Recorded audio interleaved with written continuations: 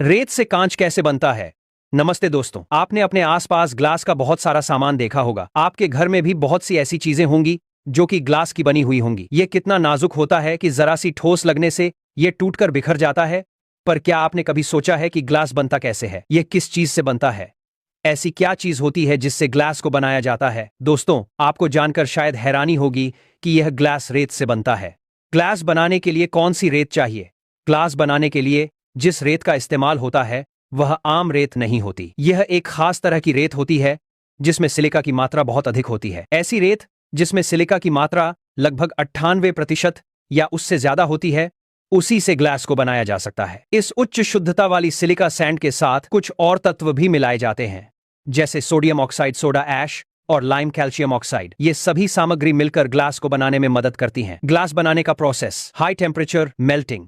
Simple glass को बनाने के लिए मुख्य रूप से 3 तत्वों का इस्तेमाल किया जाता है: 75% रेत, सिलिका, 15% सोडियम ऑक्साइड और 10% चूना लिम। इन तीनों तत्वों को आपस में मिलाकर एक मिक्सचर तैयार किया जाता है। इस मिक्सचर में अक्सर रिसाइकल करने के लिए ग्लास के टुकड़े भी मिलाए जाते हैं।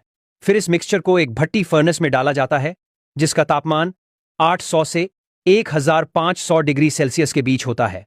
इस भट्टी में इस मिक्सचर को तीव्रता से पकाया जाता है। इतने ऊंचे तापमान पर यह सभी सामग्री पिघलकर एक गाढ़ा पिघला हुआ लिक्विड बन जाती हैं। पिघल जाने के बाद इस लिक्विड को सावधानी से निकाला जाता है और आगे के प्रोसेसिंग के लिए तैयार किया जाता है। भारत में ग्लास का महत्व और उपयोग। दोस्तों, ग्लास का हमारे जीवन में कितना महत्व है यह तो हम सब जानते हैं।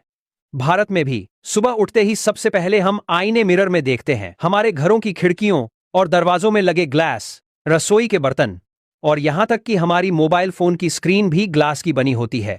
भारतीय कारीगरों ने हमेशा से ही ग्लास के सुंदर और जटिल डिजाइन वाली वस्तुएं बनाने में महारत हासिल की है। चाहे वह रोजमर्रा के उपयोग का साधारण ग्लास हो या सजावट के लिए रंगीन ग्लास की कलाकृतियां, ग्लास ने हमेशा से ही भारतीय घरों और संस्कृति में अपनी जगह बनाई है। यह इस बात का सबूत है कि कैसे इस साधारण रेत से बनी चीज ने हमारे जीवन के हर पहलू को छू लिया है। आकार देना और स्पेशल ग्लास।